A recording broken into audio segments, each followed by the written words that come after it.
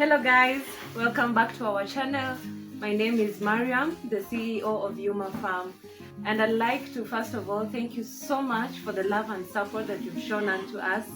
And if you haven't subscribed yet to our channel, kindly consider doing so, because around here it's all about love and light, inspiration and learning from each other.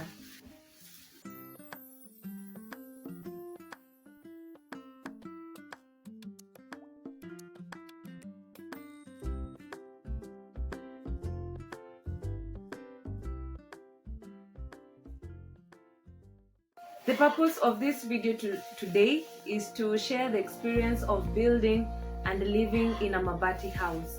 I'm going to share the cost breakdown, the ups and downs of living in a Mabati house, things you should know before building a Mabati house, and some tips that might just help you at the end of this video. So be sure to watch till the end and let's learn from each other. So why did we choose to build a Mabati house? To start off, number one, affordability. Of course, Mabati houses are significantly cheaper than concrete or stone houses. So us being a middle income family, it was more accessible to us, and that's why we chose it. Number two, the speed of construction. Building a Mabati house is a one-day job. So, and we needed some place we can call home sooner rather than later. Number three, permits. Since Mabati houses here in Kenya are considered as temporary structures, the permits for a Mabati houses are not usually that strict. On the budget breakdown, of course, you have to build a house on land. So the first thing is land acquisition. If you ask, this land, we bought it 2 years ago, and the value of this land, which is a size of 0.06 ha, at that time was going for 750,000 Kenya shillings. Please note that this money or this cost does not include the legal and the land surveyor fees, which usually varies from place to place or from country to country or region to region. So be sure to check with your people, and it is also an important step. Kindly do not jump this step. Do not involve an advocate or a land surveyor. So we've already acquired land, but before we start building this house, which comes to my point number two, is the pit latrine. With the village kind of setup, you have to build a pit latrine first, then you build the house. This pit latrine cost around 160,000 Kenya shillings. So this is the total amount, including the labor, the logistics, the transport, and everything in it. Pit latrine is the most underrated yet so vital part of a homestead. Now on to our house, the structure itself. And on the structure, we start with the most basic item, which is the Mabati or the iron sheets.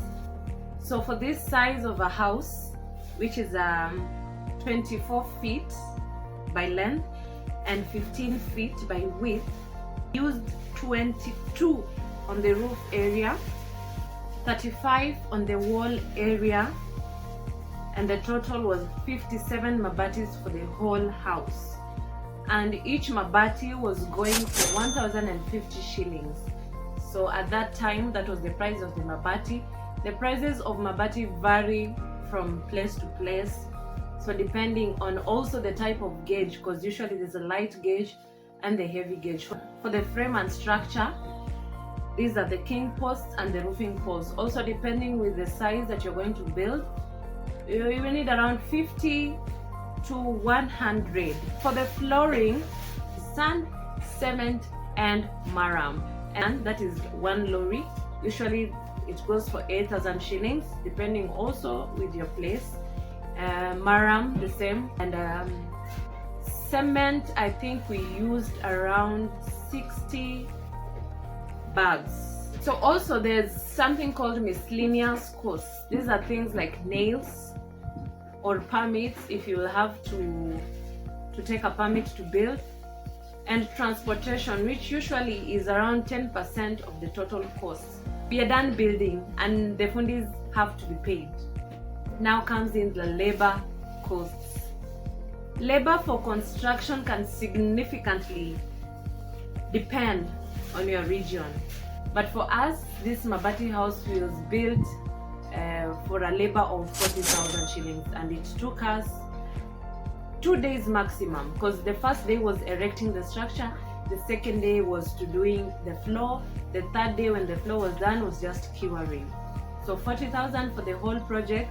This is excluding the pit latrine, because as I've said, the pit latrine is a different entity from the house. I'm going to do a video soon on the pit latrine. So this costs just for building the structure, and this is the bare minimum. But depending with you, you can decide to do interior finishes, which usually now costs a lot more, because it's in the finishing that now we have work. So the whole project coming to an end, we used around 280,000 Kenya shillings. So if you have your clean 300,000 Kenya shillings, there you go. You can build your small Mabati house, live comfortably, and improve on things as you stay in there.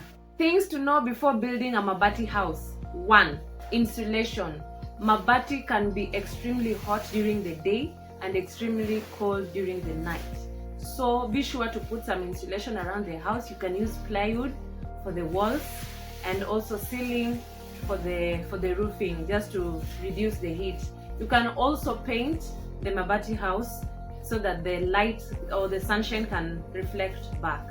Number 2 is the foundation. You need to really get it right with the foundation of a Mabati house. In fact, if you can, use the same foundation you'd use on a concrete house for a Mabati house. Build a good foundation so that water doesn't leak in, so that also your Mabati can last for a longer period of time. Number 3 is ventilation. So you need to put in air vents for the sake of humidity, so that air can run through the house freely and you cannot also overheat. Mabati houses are cheap to build when you have the money. If you don't have the money, don't even try it.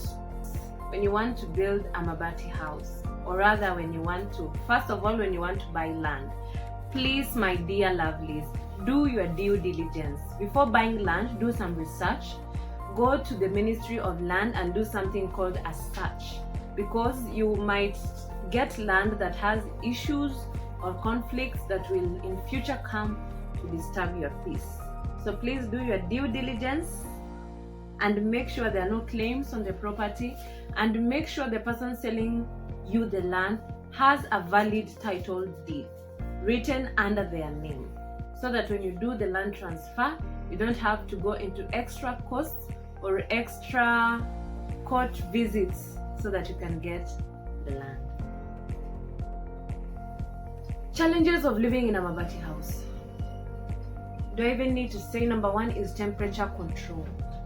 I am currently heating up because it is hot, but because I have to do this video for you, my lovelies, I'm going to be patient. And after this video, I'm going to take a cold shower, because the temperature control in a Mabati house is crazy. Number 2 is sound insulation. Metals can amplify sound, so living in a Mabati house is no secret. Living as a family, you'll have to do your business silently, or you whisper. If you know, you know. The most underrated aspect of a Mabati house is their potential for customization. Despite being seen as basic or temporary structures, they can be designed creatively. With the right planning, you can add features such as insulation, stylish interiors, and even partitioned rooms to make them more livable and aesthetically pleasing.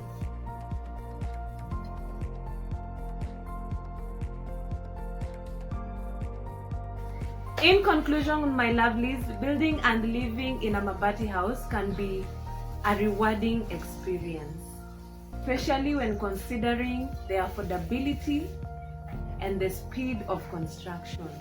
So if it's in your thing, and you'd like to do it, I'd highly encourage you to build a Mabati house and start. Just start. Just start. Till next time, my dear gentle viewer. Bye. Oh, and don't forget to subscribe, like the video. Hey! Mumetumwa mnimalizi.